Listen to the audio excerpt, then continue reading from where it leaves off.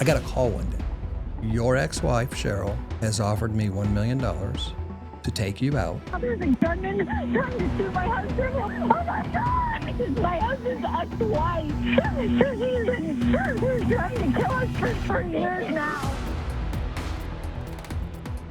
And I was really sick as a child, and I couldn't figure out what was wrong with me. I mean, here I am, 17 years old. Everybody else is healthy and strong, and I'm sitting there literally sick half the time and not knowing why, and nobody having any answers for me.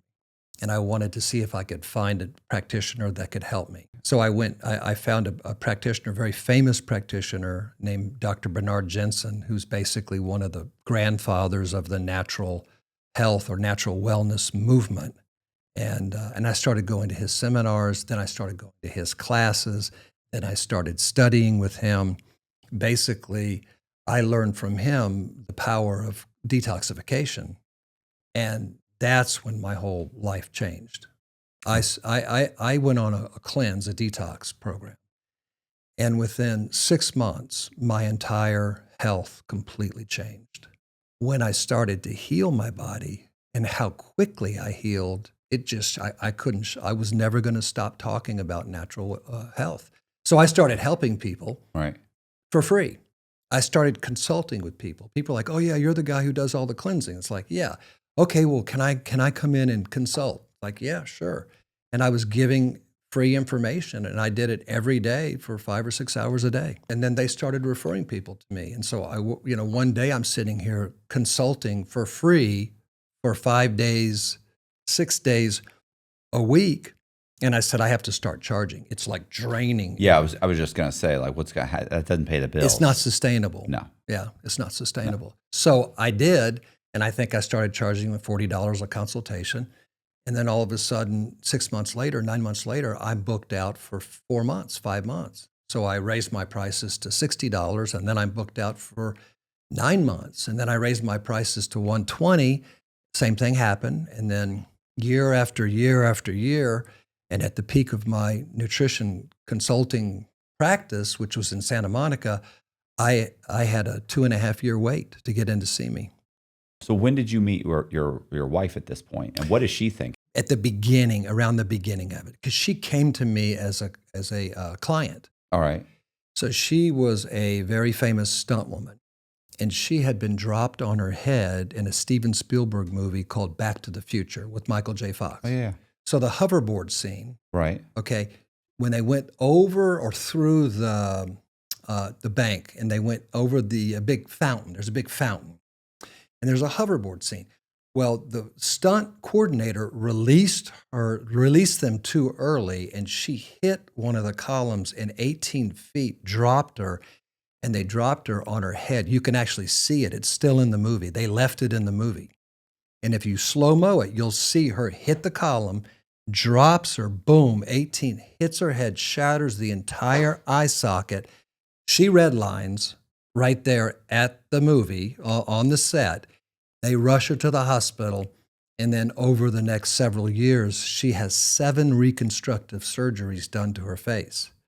The medication and the surgeries made her body and her liver so toxic that her immune system went down, her health went down, and she was searching, she was struggling to try to get back to being a healthy individual.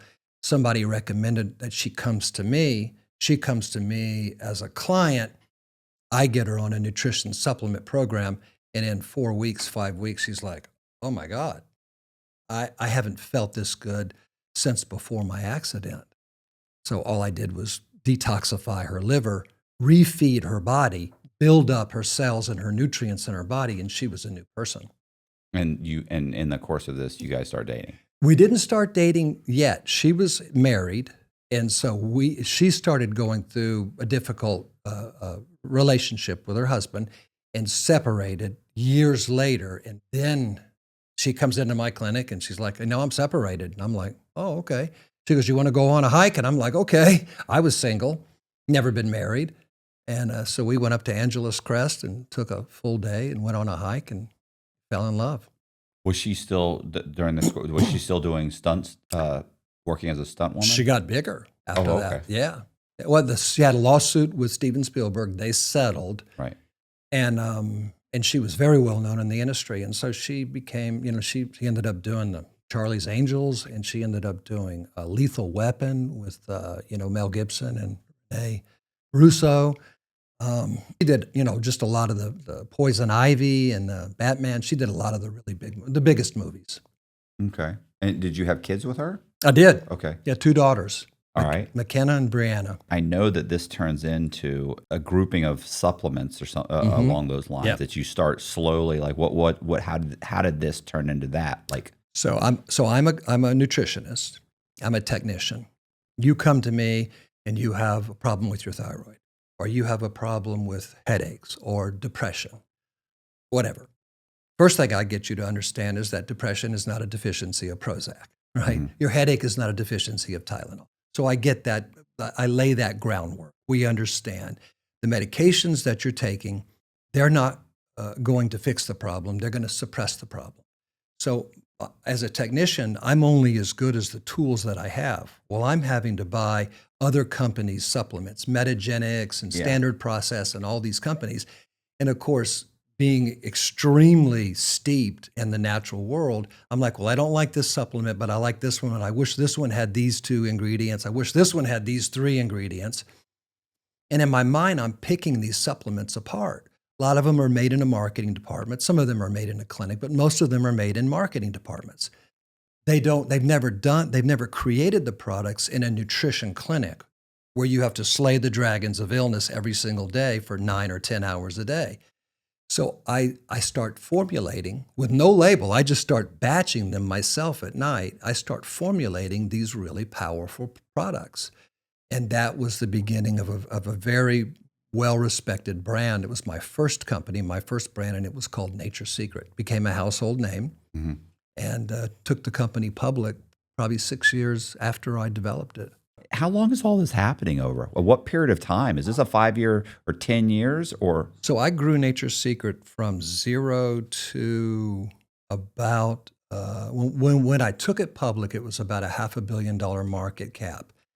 I was 29, 28, 29, running a public company on the NASDAQ stock market, and worth, market cap was over $500 million. It wasn't worth that.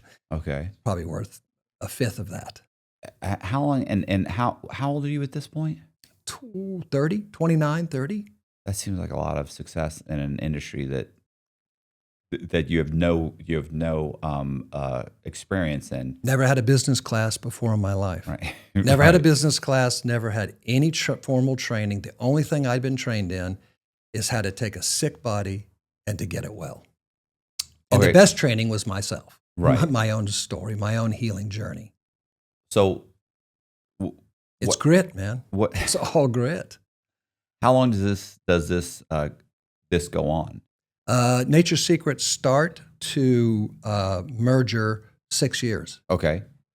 And then what? Then how does that progress from there? To become you're just running the company, it's just growing? Got 2 cooks in the kitchen. One, I'm the chairman of the board. The other gentleman that had the other company was the CEO. 2 cooks in the kitchen usually doesn't work out. Right. So I walked away. Oh, what do you mean walked away? Just had a separation package and just said I'm going to retire at 31. My first retirement was at 31. Okay. And so that lasts, I'm trying to think, whenever people talk about, oh, I'm retiring, I think, okay, well, what are you going to do? And I always think, and they'll, oh, I'm going to travel. Okay, well, that's 2 months. Okay, then what? Well, I'm going to play golf. Okay, well, that's twice a week. You know what I'm saying? Like, it breaks down very, very quickly. You're like, right. you have to do something else, because I don't know, I guess some people could just watch TV and play video games, but the person that is able to retire at that age Doesn't. It's not their makeup. Yeah. Nope, you're 100% right. I thought retirement sounded great, right? Yeah. How long does it take before it sucks? Year and a half. Okay. Year and a half. What have you done? Have you already done the golf, the traveling, the working out, the all of it. Family? Did it all. Okay. Did it all. And I had 2 young ones. Right. And so just starting the family with my wife and living in the Pacific Palisades, horrible at golf, I didn't want to travel because I have young kids, but I did some travel. And, type A personality, entrepreneur, want to go, go, go, go, go. So by the time I finished doing Dribble Rule, which is selling my stock under Rule 144, which allows you to sell only so much each month, Right. I decide to start another supplement company. I started Genesis Today first, and Genesis Today was the company that introduced all of the superfoods that everybody knows about today to North America, or basically to the industrialized world. Nobody really knew what noni juice was, or acai fruit, or mangosteen, or resveratrol. We were the company that imported those. I would fly to the country, find the farmers, and we would import those and bring those into the U.S. and sell those in their 100% pure form, nothing added to them. So we basically own the market in Whole Foods, Walmart, all the major retailers. I think we were in 150,000 retailers across the world. And so we were very strong in retail, big box, food, drug, and mass. A gentleman from Korea comes to me and says, I want you to formulate products and I want to be a partner with you. And I'm like, I'm busy. I got plenty on my plate. I don't need to start anything new. And so he says, here's my concept. And he showed me his concept, and he was from South Korea, and he had a really good concept. He just needed good products. Anyway, long story short, I agreed to do the business with him. I said, if you can fund it. He goes, I'll have my money in the bank before you have yours in the bank. And I said, oh, really? And I thought that was a very interesting, bold statement. The truth is he does. We agreed that we would do it. We both put in $1 million. He had his money in the bank before we even signed the contract. So what his concept was to sell the superfoods, but through network marketing. Okay. You can't sell a product with the same company that's at Walmart for $14 when you're selling something network marketing where people are receiving commissions for $28 or $29. This business over here, network marketing business, will fail 100%. You have to have two separate companies. They have to be completely different formulations. You can't compete. You can't have a product over here that's competing with your distributor's products. The distributors will be up in arms. All right. So you reformulate all I thought these were like fruits and foods and They were. Okay. And so we had to make them completely different. We had to make a goyen. We had to make something that had a formulation. We had to pull from very, very old formulas from Asia. We had to create something that was unique, that was not in competition with Genesis Today. We did a good job of it, a really good job. That company grows from, I think the first year we do 1.7 million. The next year we do 9 million. The next year we do 32 million. The next year we do 58 million. So the company in 6 years is just completely off the charts and has a massive, massive following, and we're selling in 17 countries. Okay. One of the strategies to grow the businesses was for me to be an expert because of all the years in the clinic and all the years formulating. And my formulas had won just about every single award that you can win in North America. I won the Vitae Awards. I won the awards for cleansers. I won the awards for best antioxidant, best superfood, best superfruit. So all these awards. So the strategy was, as an expert, I will go out and do shows, television shows. Mm-hmm. I'll do The View. So I was a regular on The View.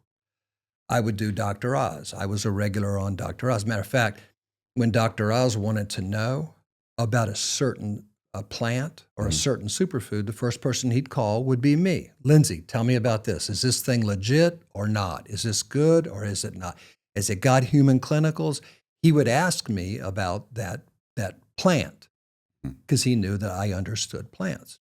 And so I would be a regular on those shows. Well, one day I get a call from Dr. Oz's producer. hey, we want you to do a show with Dr. Oz. Okay, what's it about? It's about green coffee bean. Do you know anything about it? Yeah, I know about green coffee bean. What do you want to talk about green coffee bean? What are the benefits? What's the structure function claim? Mm-hmm. We want to talk about it with weight loss. Me. Why? Why weight loss? Well, there was a recent clinical symposium in San Diego. It's the largest clinical symposium in the world for researching plants, researching medicines. That's really high profile. Mm-hmm. There was some clinicals done on green coffee bean that showed that it caused people to lose weight without exercise or diet. Sign me up. Right. Exactly. And I'm like, what? And they go, yes. I go, let me do some research and then I'll call you right back. I dug into it for about a day and a half. I was like, you got to be kidding me. 10 pounds in 2 weeks, 3 weeks, no change in diet, no change in exercise. I've never heard of this. Mm-hmm. Very reputable clinical, very reputable study, double blind. I mean, it was literally everything, checked every single box. I called Dr. Oz back. I say, I'll do the show. They say, okay, come 2 weeks. They send me the script that they wrote. I get there. I sign the release, which you have to sign every time you go on the show. Right. I go on the show. I looked at the clinicals and nailed it. Dr. Oz and I just absolutely, we nailed it. The show was the most successful show that Dr. Oz had ever done, ever. Coffee beans sold out worldwide. All the coffee, green coffee bean. You couldn't find it anywhere. It sold everywhere. The FTC sends me a letter saying, we want to investigate. We want to know more about your appearance on Dr. Oz. We want to know about your sales of green coffee bean. We want to know everything. So it's a demand letter. Okay. And so they open up an investigation. We basically open up the books, show them everything, hire a law firm, and then it's a 2 years investigation. They sue us and me for $86 million. Why $86 million? Because that's how much a sister company that we had called Pure Health had sold. So of coffee beans? Of green coffee beans. Coffee beans. Okay. So they wanted to claw back 100% of the sales that we had made, not all the other companies, but that Pure Health had made, not Genesis Today or Genesis Pure, Right. but a different brand, and they wanted to claw that back 100%. So I don't understand. So just because you said you went on Dr. Oz and had looked at you're already selling the coffee beans. You've been selling them, right? You've been selling green coffee beans? No, we had been researching it, and we had come out with the green coffee bean, but we hadn't been really, not that much. Well, I understand, but they were for sale. Yeah. I'm not saying you're Yes. selling, thousands of No. bags or pounds No. a day. No. But they're available. So you're asked to go on to the show. You look at the research that they provide you, and you just give your opinion that, yeah, the research looks good. If this is true, then this is amazing. We didn't even know this, blah, blah, blah, whatever. This is great, but that's it. So, And the script was written off of the clinical trials. okay. The script wasn't written off of puffery or exaggeration. The script was written off the clinicals. So it's not you saying, hey, based on my opinion and my research, you're just saying, I'm just telling you what I heard. Mm-hmm. I'm telling you what I researched, Right. and I'm also following your script, Dr. Oz's company, or Right. his production company. Okay. So why are you, I don't understand why you're being sued. Like, what are they saying that you did wrong? They're saying that I should have disclosed that I'm the CEO Right. of a nutritional supplement company. I didn't disclose that. Okay. Why? I mean, why is that important? You're still an expert with multiple degrees, and you've won multiple awards, and that wouldn't have In nutrition. to me that would have just been one more accolade. It would. Right. You assume it's not like that would have discourage anybody. They'd Right. just say, and this guy, he's producing, he's got multiple, health companies, nutrition. He's been in the business. Like I don't see why that would, stop people from wanting to buy it. They saw it as deceitful. They believed that because I was on the show and I run a large nutritional supplement company, and that I benefited from talking about green coffee bean, that I deceived the public because I didn't say, oh, and by the way, all these clinicals are great and the green coffee bean's great and this study was great. Oh, but by the way, I run a nutritional supplement company called Genesis Today. But here's the interesting part. So I had to hire a big law firm in DC and pay over $2 million. The law firm says, send us all the documents. Well, I sent them the release form that I'm supposed to sign, that I have to sign. You have to sign the release form when you go on Dr. Oz. Right. The release form says, I will not, under any circumstances, promote my products, communicate that I'm associated with the brand, sell or push anything that I benefit from in any way. It will be cut and edited, and you will not be invited back on the show. So the producer made it really clear. Lindsey, remember, you can't say anything about Genesis Today. Right.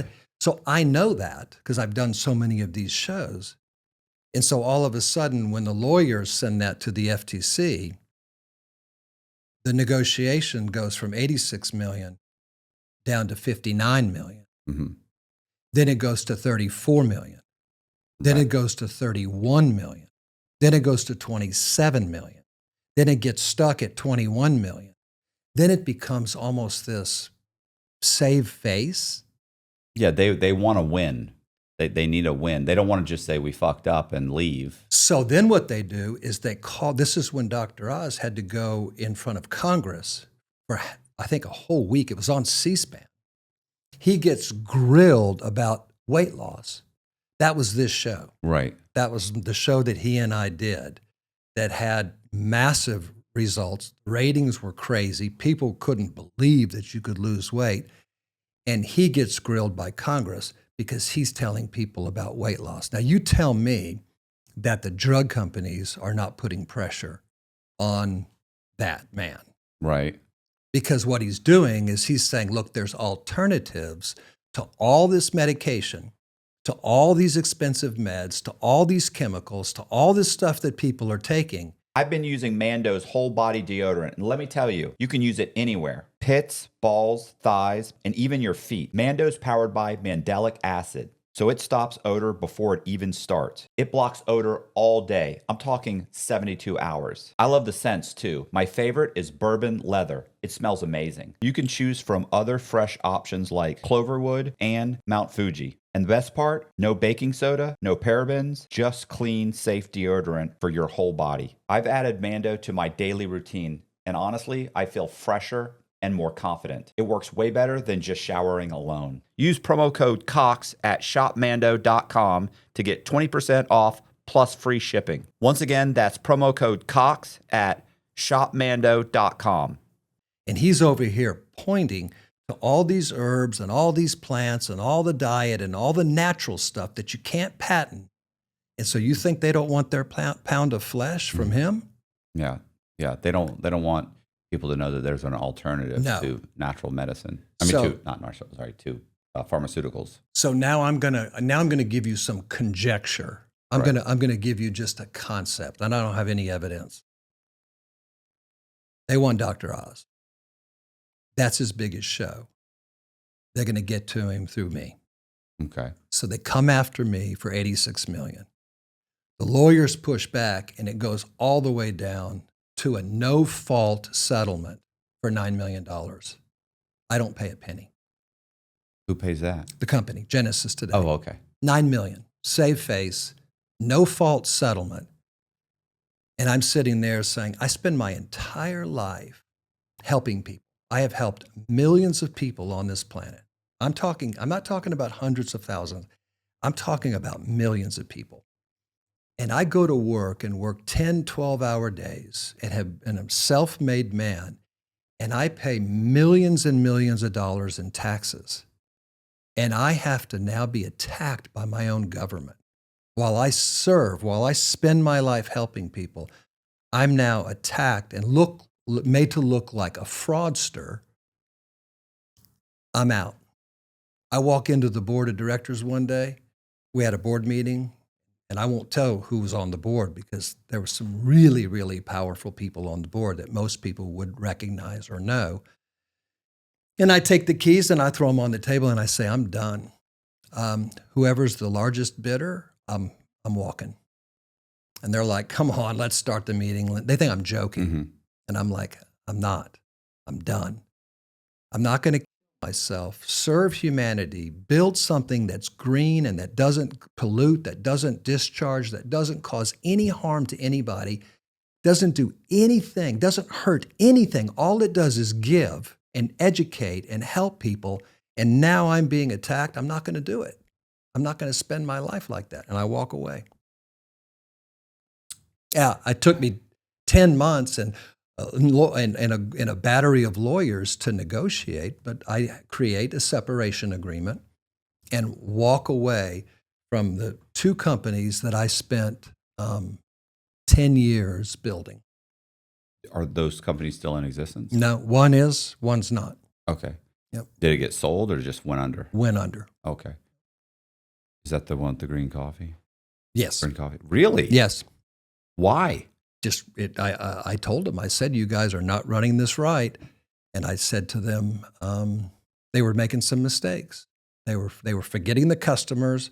They were changing the formulas. They were cheapening everything. And I tried to tell them, you guys are making mistakes. You're cheapening what it is that we built. And people are smart, and they're going to know that. You can't sacrifice the product.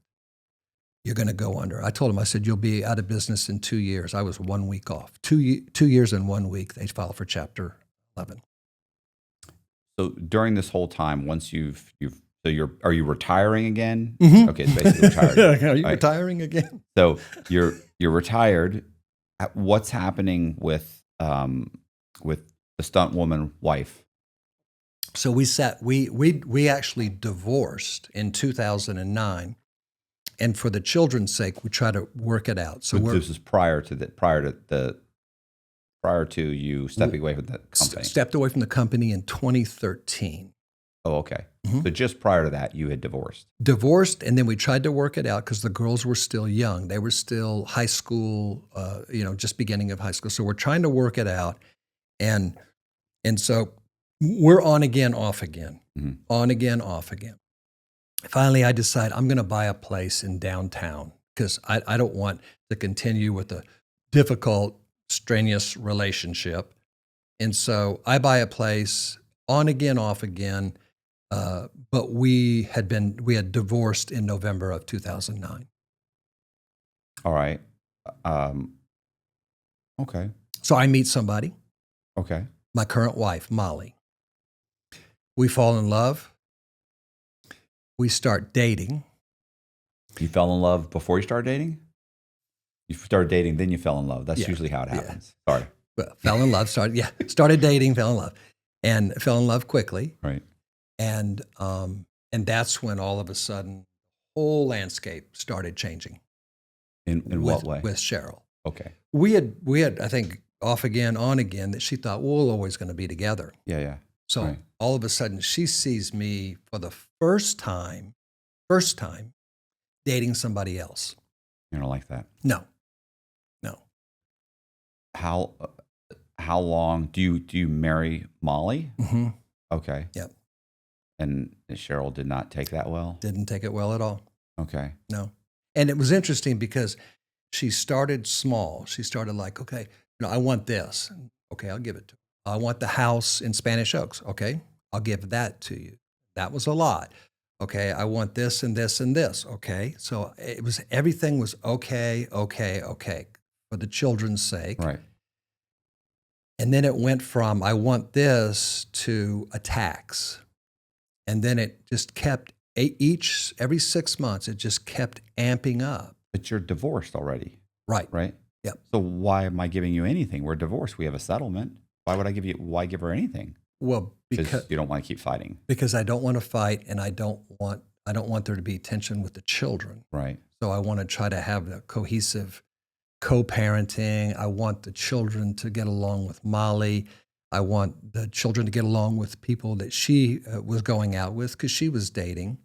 But there was something about Molly. Molly's 20 years younger than me, 21 or 22 years younger than Cheryl. And there was just something about Molly I like that. that there was something about her that Cheryl just couldn't, I don't know, just couldn't take. All right. So how long does this goes on until, like, what is there, like, what is the, does she's never okay with it. Never becomes okay with it. Never okay with it. Never.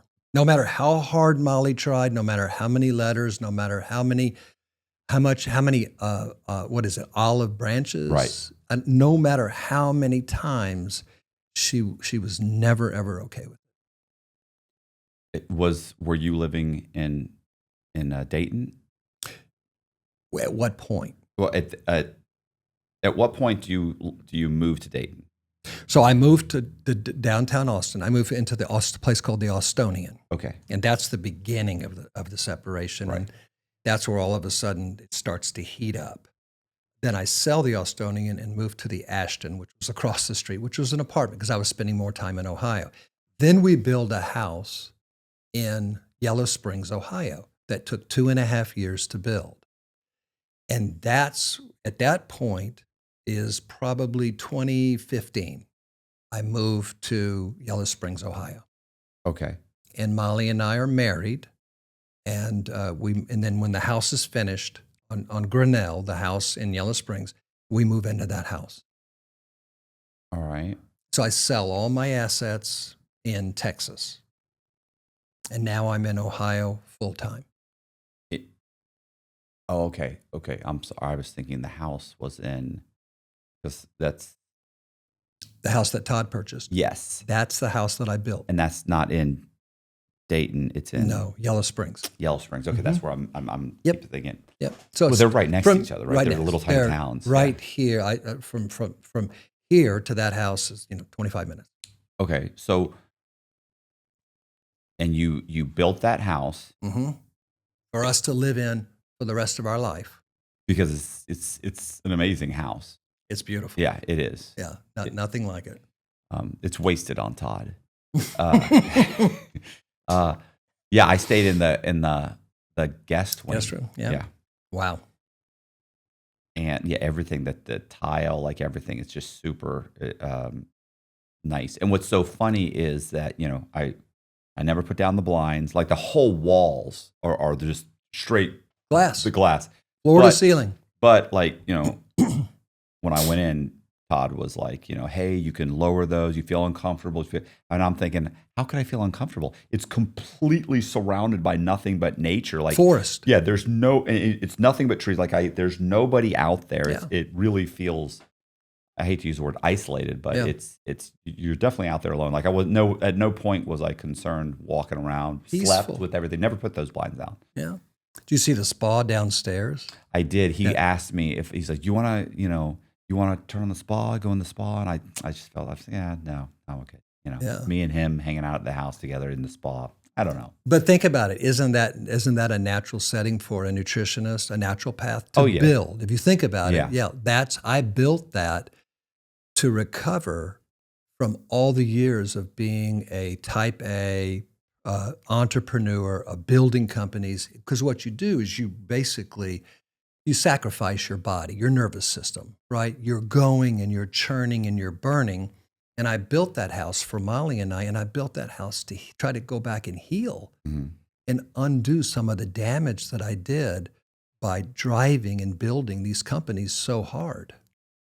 It's funny you say, I don't know why this popped in my mind, but I'll do a podcast, like a 2-hour podcast. My wife's a mechanic, Uh-huh. and she'll go work, 8-10 hours a day on boats. And she'll come home and walk in. She'll go, how was, hey, how was your day? I'm like, I'm exhausted. Like I did this 2-hour podcast. And she's like, 2-hour podcast? Like she's covered in grease. And Right. she's like, I'm like, no, I'm like, she's like, you didn't leave the house. Yeah. And I'm like, I know, but I said, you don't understand. I said, it's emotionally, I said, for as far as anxiety, I said, did you know that it was Jordan Peterson said that that a 1-hour speech is the anxiety equivalent of working an 8-hour day. And she went, pfft. Yeah. Just like, I guess that was 2 hours. I worked 16 hours. She just shook her head and walks off. And she's just like, don't give me that. Yeah. Because she obviously thinks what I'm doing. And she's like, this isn't real work. Yeah. I'm like, no, there's a lot of anxiety. Well, you have to track, right? If you have to, your listening skills have to be A+. Right. And then your communication skills have to be A+. You have to be able to answer the question that you're being asked. Well, I think it's much harder being interviewed than it is interviewing. Admittedly, but a lot of times I jump in with stuff and I'll end up talking too. But so that's why it goes an hour, 2 hours, and that's roughly about an hour. So I think that's reasonable. But anyway, so you're living in the house, which is, like I said, amazing and super natural. Just it's as close as to living outside in nature. But you don't have to deal with nature because you're inside in air conditioning. But it's great because it's so right. Everything's right there. So, I mean, how long does that go on before your ex-wife is she? I mean, because you're clearly away from her at this point. Oh, she's moved to North Carolina with her new husband. So you should be. So she got married. Right. To this big model guy, 6'5", 230 pounds. He's like chiseled. Right. And they moved from Austin to Asheville, North Carolina. So out of sight, out of mind. You should be good. Worlds, living in different worlds. Yeah. You shouldn't be an issue for her anymore. Yeah. No, and you wouldn't think so. But during this last 5 years, when I told her, I said, I think that I'm falling in love, and I want to let you know. I met a young lady named Molly, and she and I are going to start seeing each other, and I want to let you know, and then I want to let our daughters know. What's the best way you think I should do that? And that at that moment, that's when everything shifted. Okay. Well, at that time, there was about a 5-year period where I told you she would attack, and she would, it went from money to requests to. Then she started attacking my character, and then she wrote a letter to the board of directors about me that ended up being false, and she retracted it. Anyway, it just got, without getting into all the ugliness, it just got really, really nasty. And I got a call one day, and the call was from a man that she had been seeing who was ex-military, and his name was Billy Martin, and he was a trainer for snipers. He was in his 60s, very methodical, right. Kind of guy that, folded his napkin perfectly. It's like every single move that he made was very like exacting. Right. And he said to me, he goes, I'd like to meet with you in private at your ranch. I had a ranch in Smithville, between Smithville and Bastrop, Texas. Beautiful pine forest, 600 acres of beautiful pine forest. And he goes, I'd like to meet you out there. And I'm like, uh-oh. Right. This doesn't sound very good. And I said, why do you want to meet with me? And he said, I want to tell you something that I can't tell you over the phone. And I said, well, Billy, this makes me a little nervous. He goes, you don't need to be nervous, but you need to hear what I have to say. And so I said, okay, but I'm going to probably have a couple of other people there with me. He goes, that's fine, as long as they're not in the conversation with you and I. Right. Long story short, he pulls up in his white truck, and I'm like, can you kind of show me? Yeah. And so he lifts up and shows me boots, shows me shirt, wasn't packing. I said, come on in. He said, first thing he said to me, you're a dead man. Okay. That's not a good conversation. That's not a good start. Not with somebody who was a professional sniper. Right. And I went, okay, what do you mean? He goes, your ex-wife, Cheryl, has offered me $1 million in the form of a loan to take you out at $100,000 a year Each year, the loan will be forgiven, and then a new loan will be implemented for 10 years. Okay. And I'm like, why are you telling me? Why are you telling the FBI this? I did. Oh, okay. No, I okay. did. Okay, I was going to say. I did. And so I said, why are you telling me this? He said, because something's not right with her. And he said, he goes, she is going to try to kill you. And I'm not going to get pegged for it. Right. I said, do you understand that as soon as you walk out this door, I'm calling the Austin Police Department? He goes, that's why I'm here. Right. He goes, I know you will. And here's my number, and you can give them my number. He goes, I want them to interview me. I said, why? He said, because I'm not going to get blamed for something that I know is going to happen. Right. Now, this is an intelligent 61-year-old sniper instructor who spent his entire life in the military telling you this. Now, you think I slept well that night? No, that's no. And so he leaves. We have it. We talk for. He tells me everything. Right. And they're not together anymore, by the way, right? So there's correct. They're not together. So that relationship ended. He told you this. She hasn't met the new husband yet, or she just started. Has not. Okay. Has not. So you've known this is coming. You've known. Yes. Okay. Correct. And so he says to me. He says, you have a camera on the west end of this building? He goes, you've got a camera on the south end? He goes, you've got a camera on the southeast end? He tells me where all my security cameras are at my ranch. Mm-hmm. He'd been there. He told me, he goes, you get up at 7:15. He goes, you run 4.5 miles and you do it at 9 minutes and 10 seconds average per mile, and you stop here for water. He knew my exact routine. Did he know it because he'd been surveilling you, or she'd been surveilling you? Both. Okay. Both. And why had he? So he had at least entertained. Either maybe he didn't entertain the idea, but he at least was entertaining her. He told me he wanted to see how far she'd go. She would go, and when he realized that she would go all the way, that's when he said, "I'm out of the relationship." Yeah. I call the Austin Police Department. They have 4 detectives on it. They take it to, they interview me, they interview Billy, they interview Molly, they interview everybody, they interview Cheryl. That probably didn't go over well. Yeah. And then they take it to the DA. And the DA says, oh, you know what? It was 4 months ago or 6 months ago.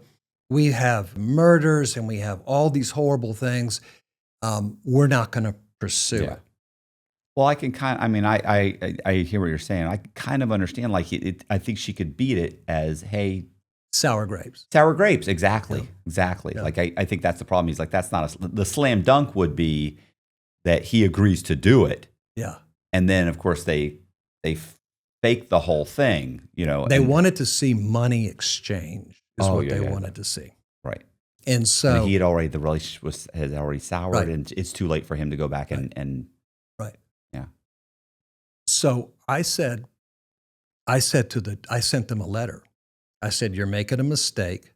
I said, somebody will be killed. It'll probably be me or my wife. And I sent this to them. And to the Austin Police Department, I said, I'm telling you right now, in writing, you are making a mistake by brushing this under the rug. Right. And she denied all this, of course, when they talked to her. She said, I'm angry at him for leaving me, and I'm just talking smack, was the phrase that she used. Smack. That's the phrase that she used. Right. Yeah. Well, okay. I was gonna say that I get that. That's very possible, except for the fact that you went out and you're surveilling the place and you're checking it out and you're getting his routine down. Like, you're doing a lot. That's more than just mouthing off. Well, you know what's the worst part? He said to me, he goes, she showed me the $10 million life insurance policy that she has on your life. That's where the money was coming from. Did you know this existed? Yes. Okay. Yes. Because when you're married and you have a large company, you take an insurance policy out on each other's life because if you go down in an airplane, the government comes in and taxes your business and they put a number on it and then they tax it. You have to have the cash flow. Right. The insurance policies for the cash flow to pay for the tax. Well, so those still were already in existence once you were divorced. So why not just keep them going? Yeah. No, well, I said I don't have any use for yours. We're divorced now, so I'm going to let yours go. Will you cancel mine? I'm going to cancel yours. And she said, yeah, absolutely. But she kept paying. She kept paying it. Okay, And so he knew the policy. He knew everything about the policy and had a copy of the policy, and that's how she promised him the $1 million. So, all right. So, at this point, there's nothing else you can do. I completely struck out with the Austin Police Department. They do nothing. Right. And I did get a call like 4 months later from a detective. And he goes, something about your case doesn't sit right with me. I want to open it back up. Are you okay with that? And I said, please. He goes, it's just something doesn't, it was really bizarre. He goes, something doesn't feel right. I don't feel like, what your ex-wife was saying was accurate, and I think that there possibly could be a dangerous situation. And I'm like, yeah, this is great, absolutely. Never heard of it. Nothing else. Right. He did a little bit of investigation. I think he may have interviewed her and Reed, her husband at that point, or not her husband, her boyfriend at that point, and then they just let it go. You ever sit at home watching a documentary and think to yourself, man, I could solve this way better than these detectives? Me too. That's how I got into Hunt a Killer. It's a premium murder mystery game that's basically a true crime case in a box. You get all this real feeling evidence, handwritten letters, newspaper clippings, crime scene photos. It's not just reading a story, you're living it. Every little clue matters. Every twist hits hard. It's like being dropped inside of a Netflix documentary, but you're the one connecting the dots. I played Lakeside Slaughter, and honestly, it hooked me right away. The whole case is set at this quiet summer camp where a murder went down. And the evidence, it felt way too real. Camp rosters, personal letters, even photos from the scene. By the end of it, it felt like we had just solved a legit cold case. If you're into true crime or you just want to upgrade your game night, grab Hunt a Killer at Amazon, Target, Walmart, or huntakiller.com. And use Crime20 for 20% off your order and free shipping of Lakeside Slaughter. It's still up to the DA, and he said no, and they can only let him do so much, before they say, hey, can't justify you continuing this. I'm not going to prosecute. So Molly and I go down to the Greene County. Now we're living in Ohio. We go down to the Greene County sheriff, and we say, we're afraid for our life. We believe that my ex-wife is going to try to kill me or both of us. And we have a lot of evidence. What can we do? Greene County, Yellow Springs, we can't do anything unless you have evidence that she's tried to kill you, or unless she's come on your property, or unless she has, attacked you. We can't do anything. What do you suggest we do? We know that she's not stable, and we know that she's going to do something really, really bad, or try to. Mm-hmm. Go get your conceal and carry and learn how to use a gun, learn how to protect yourself, and get your license. Okay, Molly, let's do it. 2 days later, we go buy pistols, we go sign up for our conceal and carry. Neither one of us carried. I mean, Right. I'm a nutritionist. Right. Yeah, I'm packing heat here as a nutritionist. It doesn't make any sense. I grew up in Texas. I stopped hunting when I was 14 years old because I didn't want to kill anything. Right.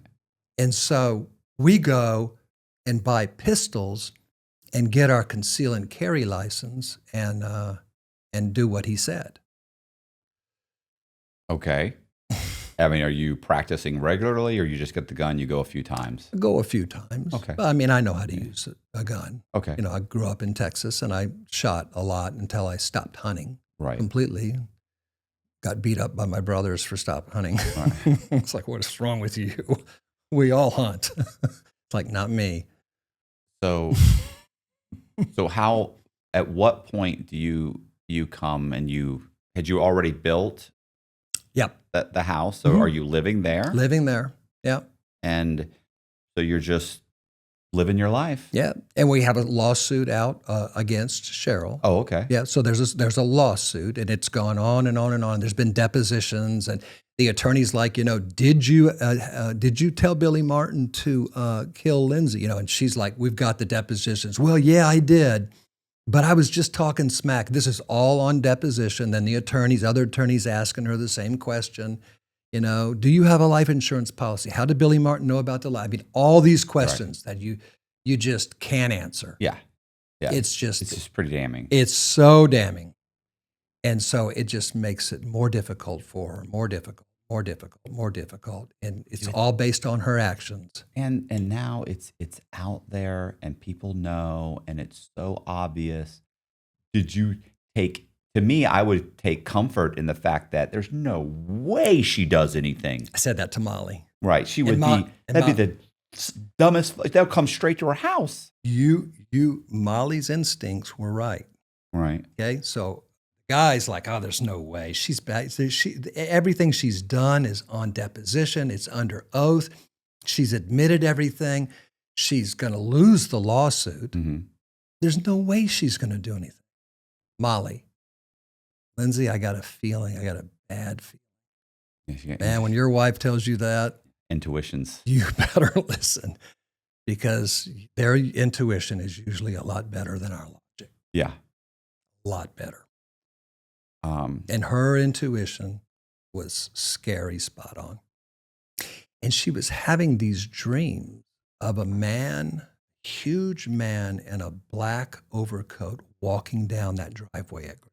She had it over and over and over again.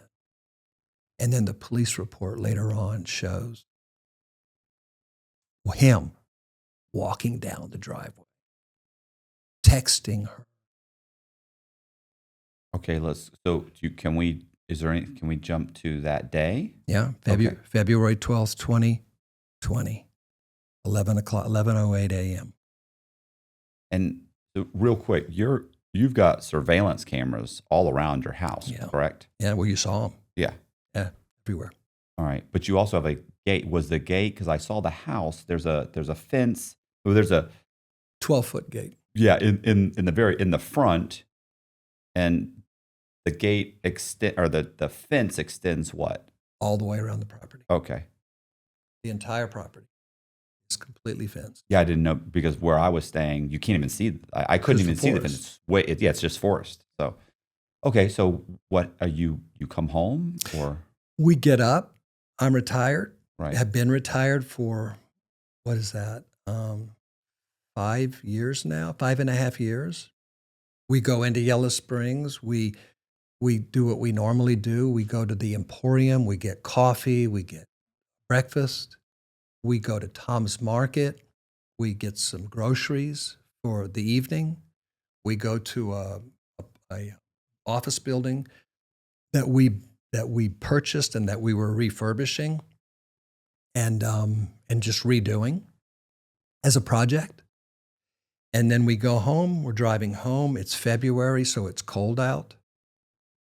And we're going down Grinnell in Molly's white Tahoe SUV.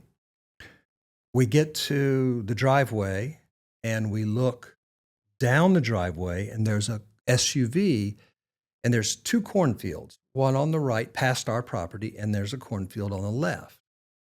And there's a SUV with completely blacked out windows that had backed into a gravel road at where the trucks used to go in and harvest the corn or the soybeans.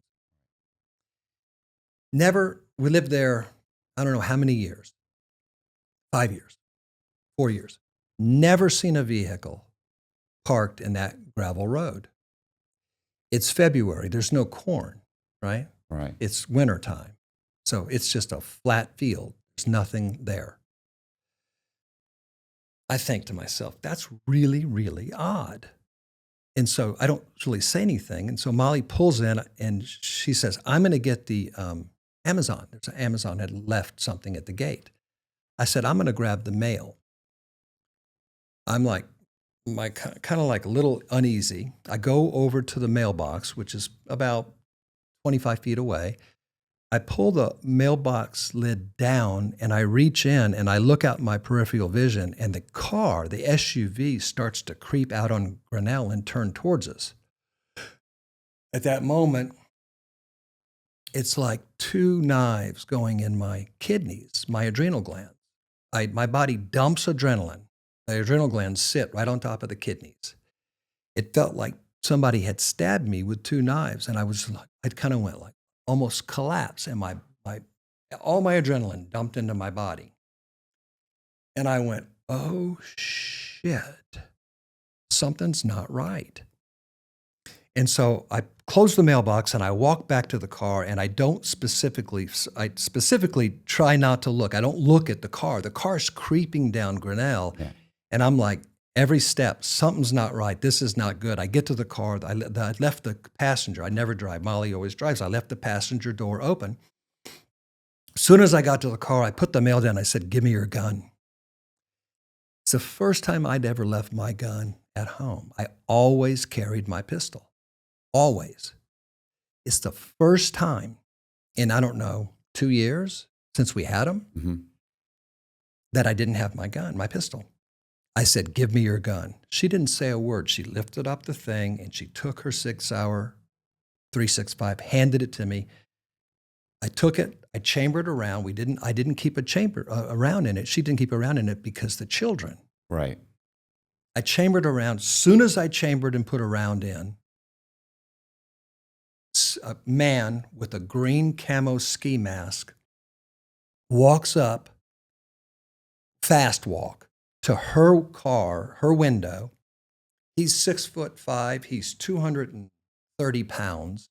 He's got a camo jacket on. He's got a camo ski mask on.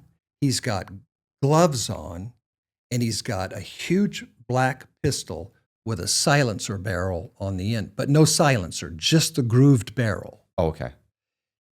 Immediately walks up to the car, puts the gun right to her temple, just as fast as he could. I took the gun and I went like this. I showed him my gun. His eyes went like this. His eyes got really big. I stepped back behind the car, behind the passenger seat, to the seat that's right behind the passenger. Right. Because there's 2 rows there on a Tahoe. Right. He takes the gun and points it right at me. As soon as he shifts the gun over to me, I shoot through the window. I shot through the window. I missed my wife's head by 4 inches because the bullet missed the back of the headrest. I shot through the window on the back passenger. I shot through the window on the other one, and I hit him, and he went back. I don't know where I hit him. I just saw him go back like this. I dropped down to my knees. I looked under the car for his feet. I saw his feet running towards me. He ran to the back bumper. He ran to the back of the car. I stayed down low.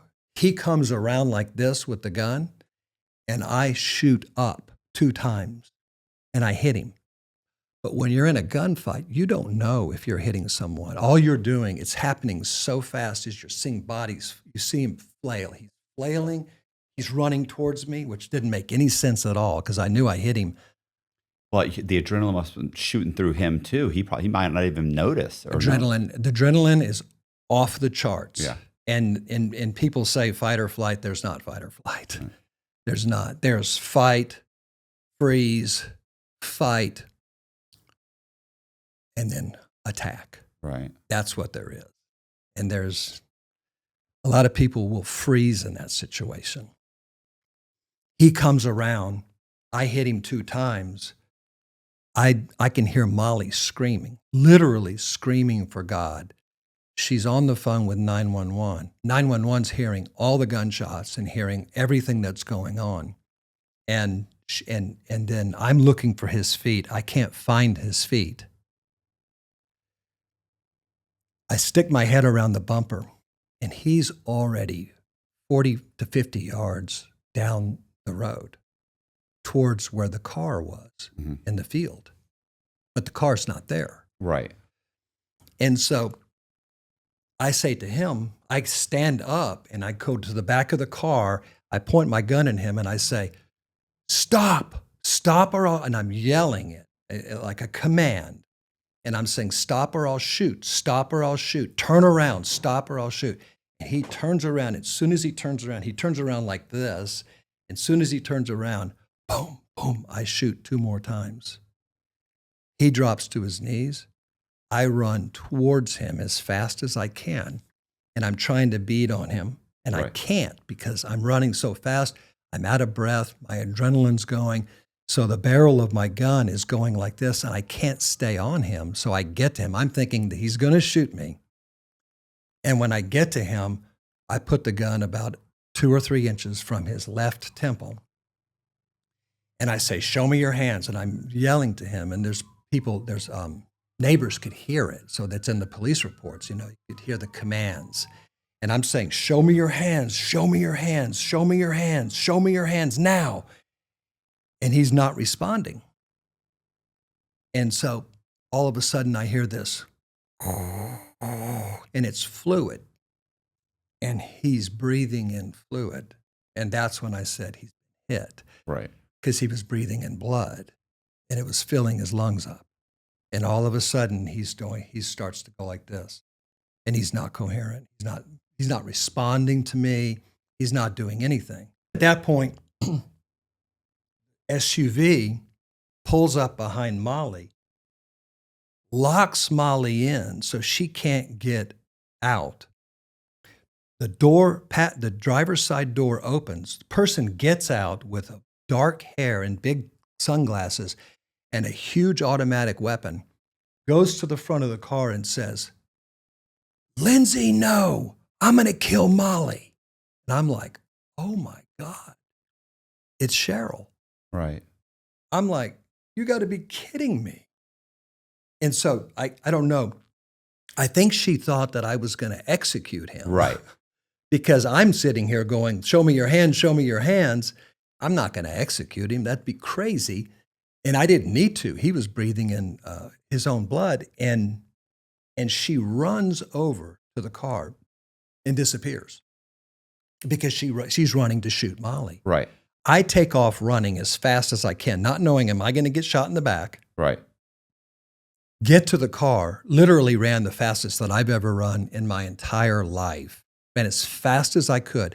Came around the corner where that old mailbox is, that old stone column is to the left. Soon as I turned around that stone column and I ran right towards Molly's car, Cheryl is on Molly's driver's side and has the gun pointed right down on her. Molly's laying down. I couldn't see Molly. I could hear her screaming. She's saying, please. She's begging Cheryl to not kill her. Cheryl sees me, turns the gun towards me, towards my head. I drop down and I shoot her 5 times. Wow. She goes back, falls to the right, drops the gun. Gun is about a foot from her hand.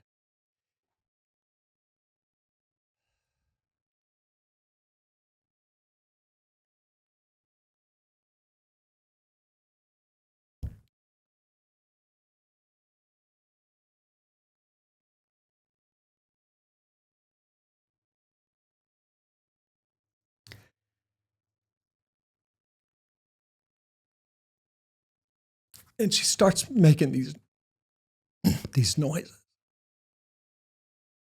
So she takes her last breath.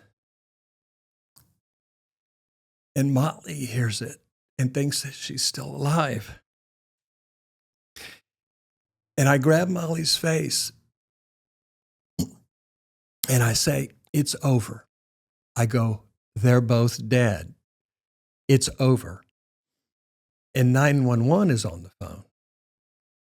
And the 911 dispatch says, Mr. Duncan, who's dead? So they think they've got, this great confession. Right. And I say, the 2 people that tried to kill us, And she goes, who shot them? And I said, I did. And she goes, how do you know they're dead? And I said, they're dead. Right. And Molly's going into a full panic attack and she can't get her breath. And I'm taking her by her head and I'm saying, stop, it's okay. You don't need to worry. And she can hear Cheryl making these horrible gargling noises, these Right. noises that I can't, those noises will never leave my mind. They're with me forever. And so I'm telling her, you don't need to panic. Stop. I go, get out of the car. She goes, no, I'm not getting out.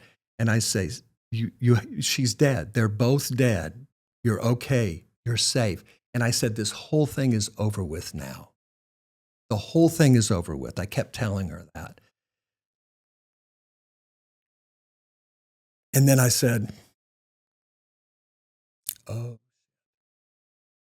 And I think there's more. This is how fast PTSD kicks in. Mm-hmm. This is seconds.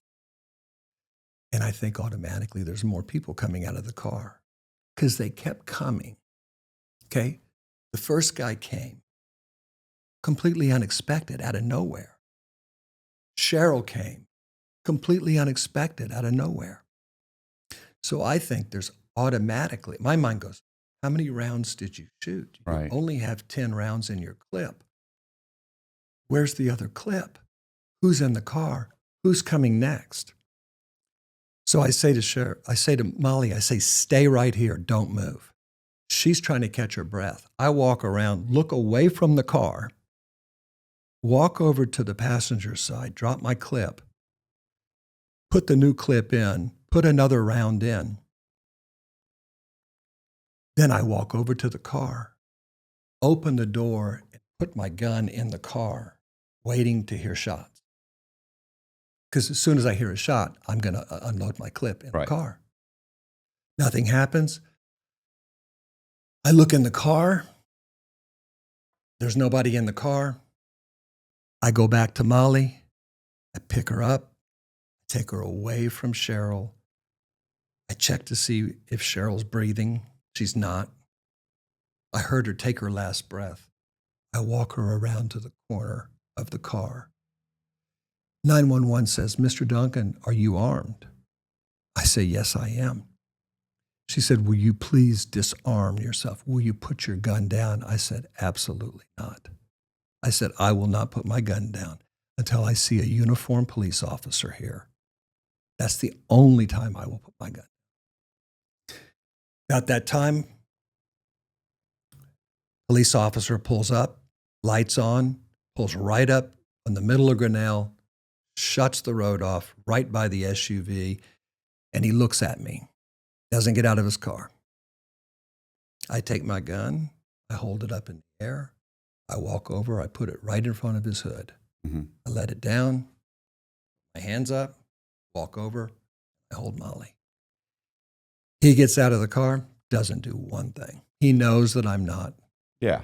a threat of any kind. Second officer comes, third officer comes, sheriff comes, then BCI comes, then helicopters come, they shut off the thing, then the van comes, then the print van comes for prints, then the ballistic van comes, and then all of a sudden, no lie, there's 35 to 40 detectives, officers, shut the road down, everything. The whole police force. So, well, no, it was 4 counties. Oh. They came from Greene, they came from Yellow Springs, they came from Cedarville, they came from Xenia, they came from all the different counties, and it was just an absolute nightmare. They had helicopters above. Molly and I get separated. She gets put in the back of a car, police car.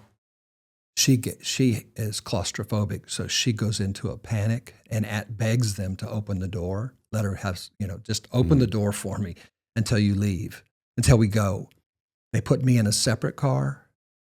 They take us to the Greene County Sheriff's Department through the back roads because the media had already started swarming. They thought it was Dave Chappelle's in a shootout because Dave had owned the property across the street, and I think he let his parents live there. Right. And so they thought that it was something to do with Dave Chappelle. They knew it had to do with the big house on Grinnell. Yeah. So a nightmare. Absolute hell. Living hell.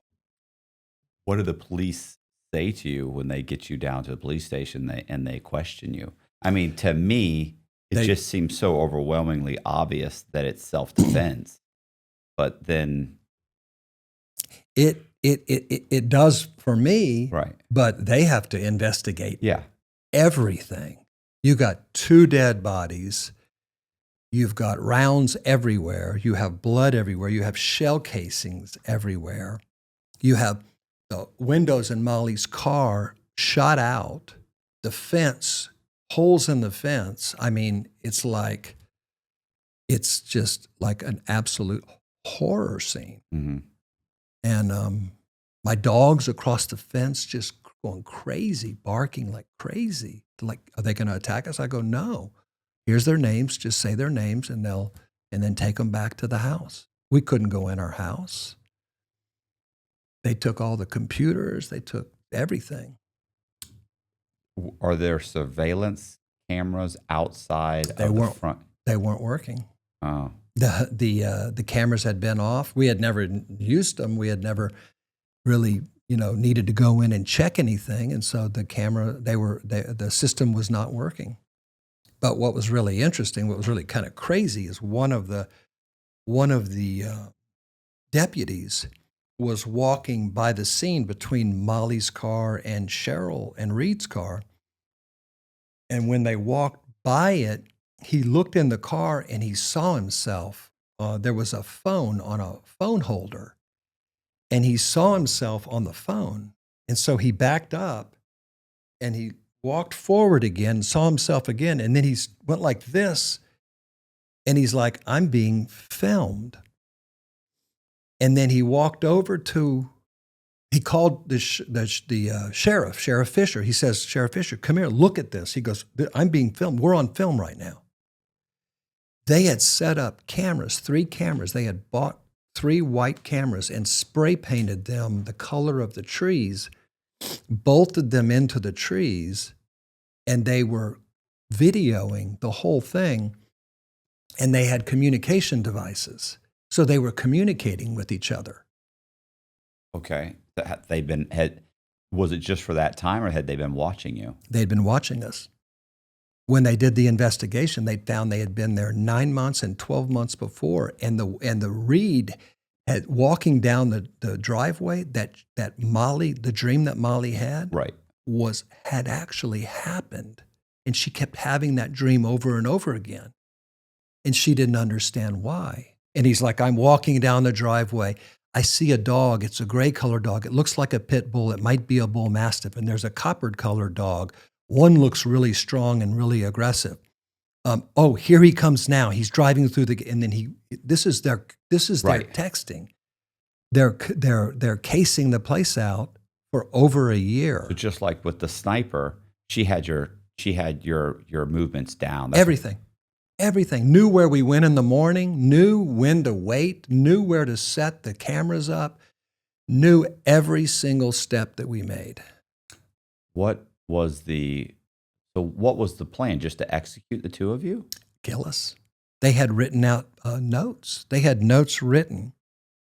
Get them inside the gate, make it as painful as possible, kill both of them, kill the dogs, burn the house down. We'll need jet fuel. The house is made of tile, not wood. It's all tile and all glass. Buy jet fuel, bring jet fuel. Go to Costa Rica. They had one-way tickets to Costa Rica. They had fake driver's license. They had fake passports. They had multiple names. They had covered over the North Carolina tags with Ohio tags, and the tags were all written in Cheryl's handwriting. They had fake license paper tags put over their regular tags. They both were fully understood that they were immediately going to be suspects, and they didn't give a shit about that. They're just going to leave. One-way tickets to Costa Rica. Had cash, had 300 rounds in the car. So it's gone way beyond the I want $10 million in life insurance. No, Way. I just want this guy dead. Way beyond it. Way beyond it. But way beyond, I just want this guy dead. Way beyond. What went wrong with this woman's psyche? No, I ask myself that question all the time. I drive back to, when last time I went to Los Angeles, I drove by the house that we lived in. Just stopped. I just look at it and go, why? Why did that even, how does that even happen? How does someone that you love, that you have children with, that you spend 10 years, 12 years of your life with, like kill you, try to kill you? Mm-hmm.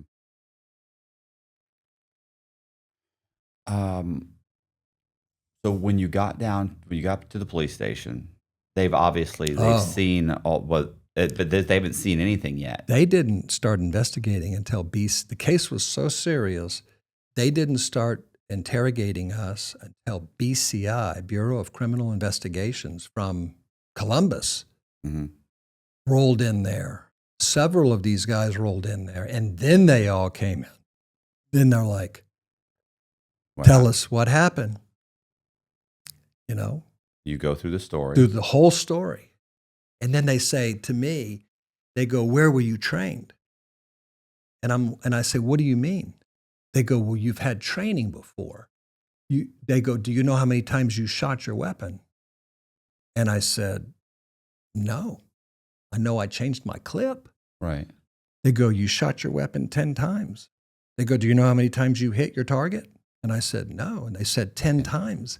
They go, was your targets moving? I said, yes. They go, where were you trained? I go, I wasn't trained. They go, Mr. Duncan, we're going to research. We're going to know everything about you. You might as well tell us now. I go, you guys, I have no training, none. I go, I hunted when I was a kid in Texas, and I stopped hunting because I didn't want to kill anymore. They just looked at me like I was lying. Right. Yeah. It's not like it's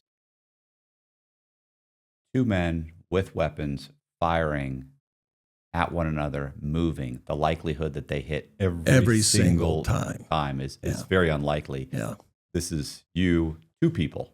Yeah, moving, ducking, bobbing, weaving. Out of breath, adrenaline going, out of breath. Yeah, and one of his was in his wrist, blew his back of his wrist off, which was his shooting wrist, his right hand. And the other one was in the temple. But it didn't hit solid. It went through, it went to the side of the temple. Yeah. The rest were all heart and chest cavity. So there's no way they thought that I had no training, that I had never been trained before.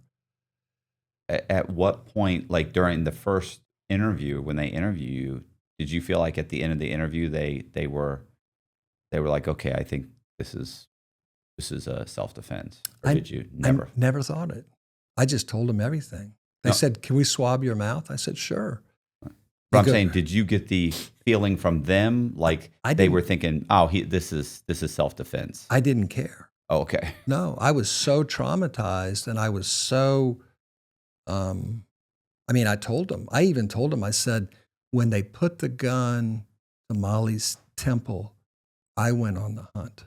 Right. I told them. I said, that's the only way.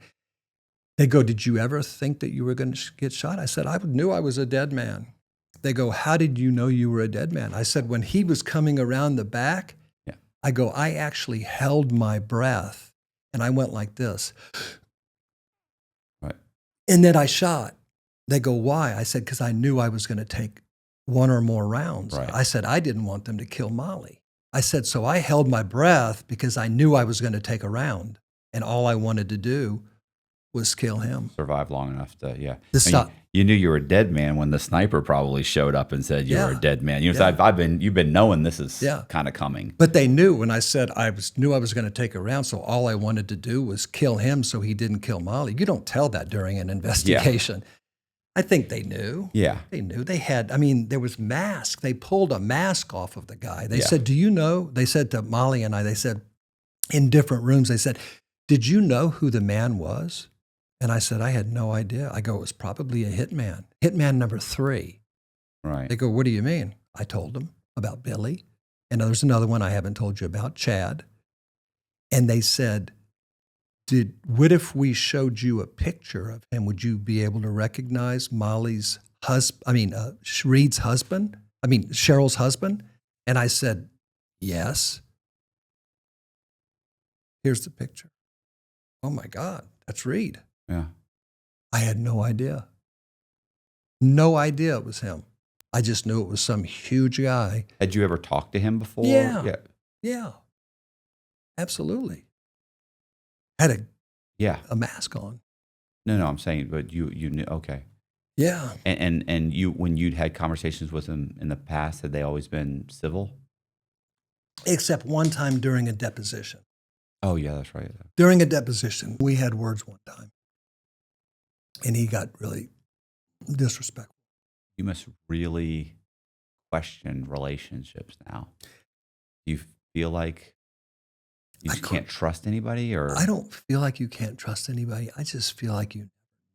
Right. How can you love someone and then turn around and be forced to kill them? Right. That is the most twisted, crazy thing that I could ever imagine. And I still believe in humanity. I still believe that there's good. The first question my oldest daughter asked me when they got here, they landed. She goes, "I want you to answer a question, Daddy." I said, "What?" She goes, "Was Mom evil?" And I said, "No. She wasn't evil. I go, she's just lost. She's just hurting." Last thing you tell your daughter is that one of their parents is evil. Because she was you know what I'm saying? It was just, she had a compulsion, or there was just something. Well, she was a former world champion kickboxer.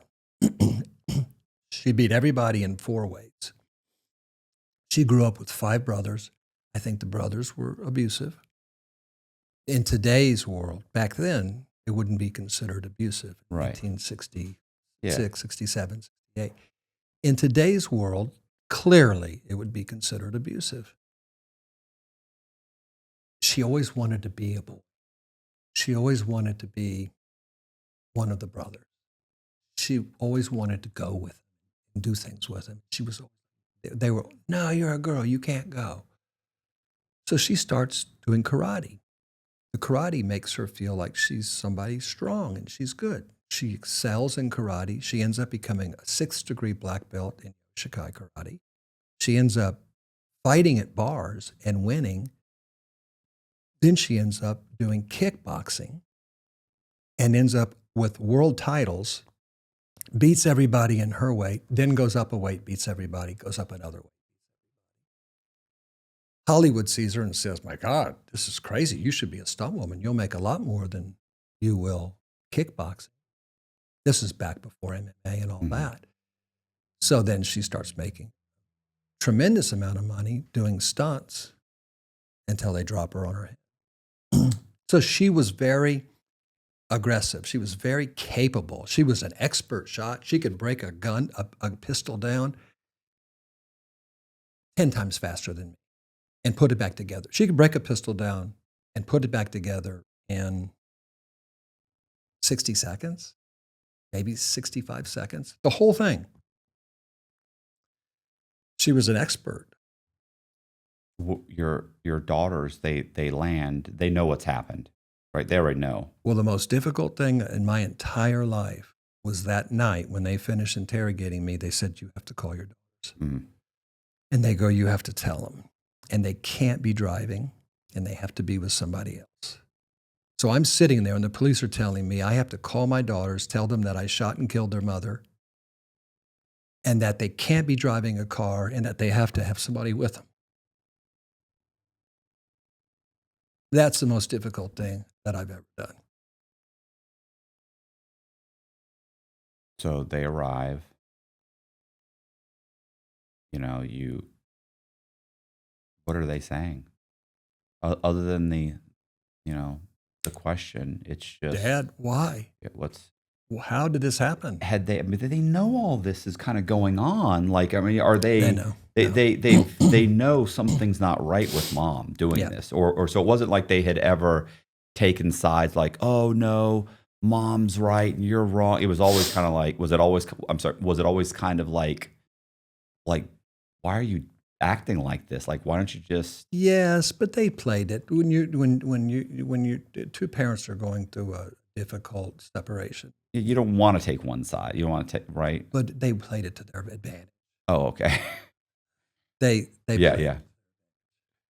Um, so at some point, do you get a phone call from the police where they say, "Hey, look, you're completely No, cleared"? I have to go in front of a grand jury.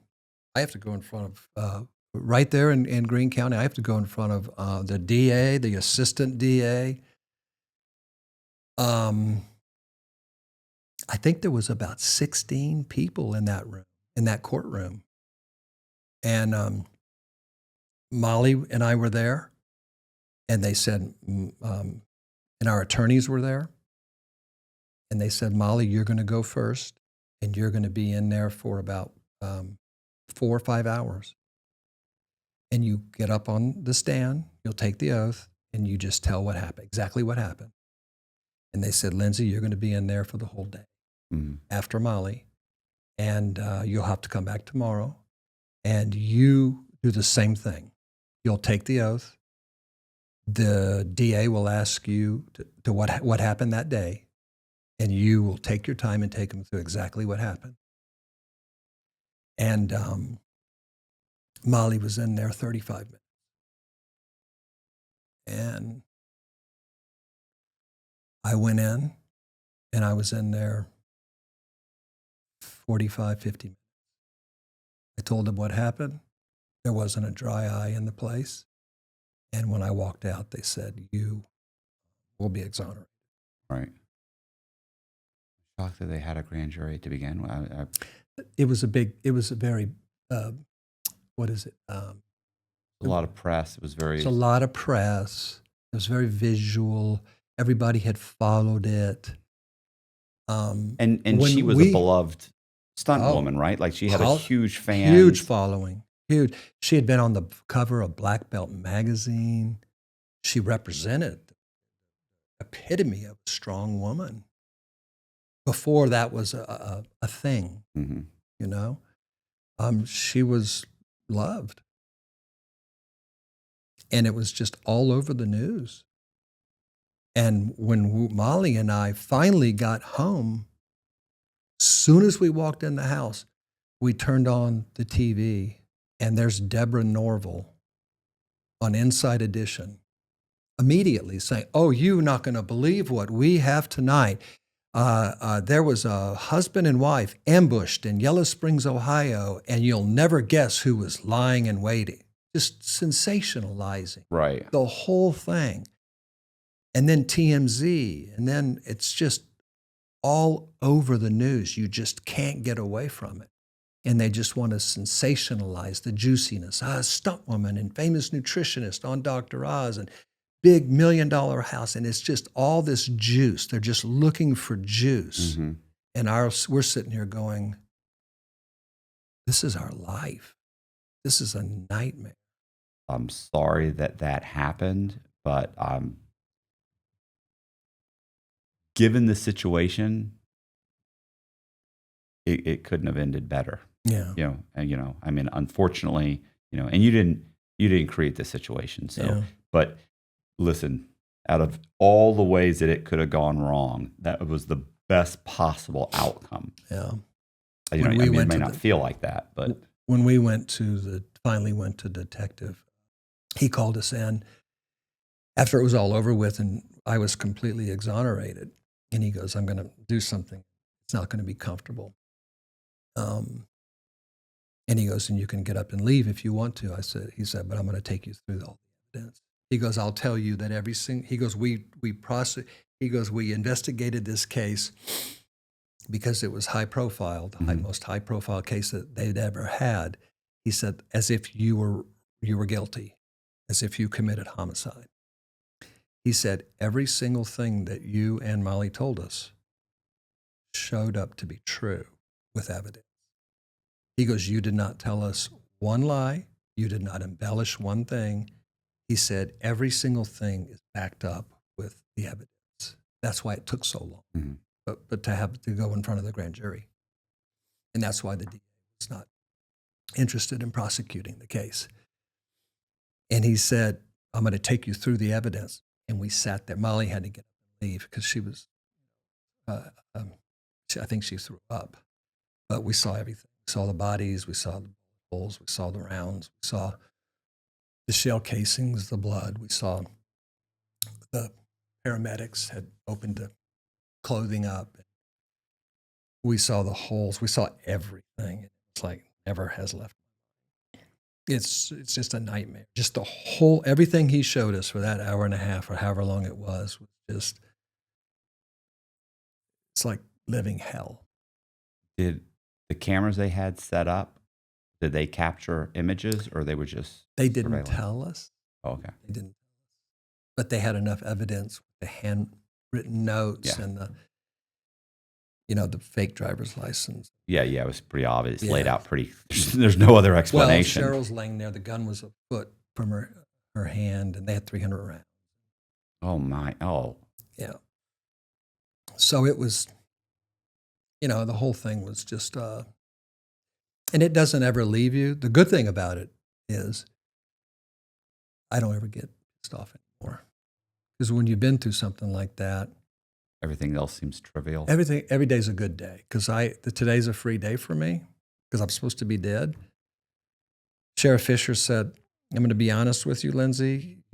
Based on the facts that I see and that we've looked at, he goes, you and Molly would have had a better chance of going and buying one Ohio State lottery ticket and winning the entire thing with one ticket than you would surviving the ambush that you survived. He goes, based on the evidence and the preparation. He goes, I've never seen it. He goes, I've been in the police force for over 40 years. He goes, I've never seen anything like this before in my life. He goes, you two are beyond lucky to be alive. He goes, you're blessed. He goes, I don't know how you got out of this alive. And if you handed me a gun and told me to shoot 10 times and hit 10 times, 0 out of 0. 0 out of 1,000 times, I would never be able to do it. So there was something, there was a protection. And I'm not, big into, oh yeah, I was protected. There was something else there. There was a higher power.